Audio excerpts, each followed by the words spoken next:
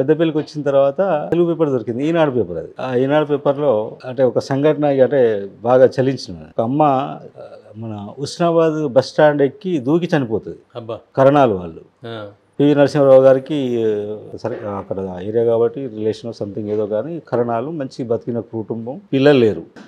అప్పటి వరకు ఏంటంటే అందరికీ ఉన్నదల్లా కొంచెం అనాథ పిల్లలకైనా తమ్ముని పిల్లలకైనా ఎవరో ఒకరు నన్ను చూస్తారులే, వాళ్ళకి మనకి ఇప్పుడు ఇంత ఉంది మనం ఏం చేస్తాంలే అనే టైప్లో ఆమె అందరికీ దానాలు చేసుకుంటూ ధర్మాలకు వినియోగించింది. చివరి టైంలో ఆమెకి ఎవరు నా అనే వాళ్ళు చూసుకునే వాళ్ళు ఎవరు లేరు. కానీ ఆమె ఎంత నిర్ణయం తీసుకుందో కానీ అంటే భిక్షాటన చేయటం, నేను ఒకరికి చేయి చాపడం అనేది ఆమెకి ఇష్టం లేక ఇంకోటి దగ్గరికి పోలేక బంధువులు కూడా ఎవరు కూడా ఆదరించారని పరిస్థితిలో ఉస్నాబాద్ బస్ స్టాండ్కి చనిపోతుంది. ఈనాడు పేపర్లో అది చూశాను నేను.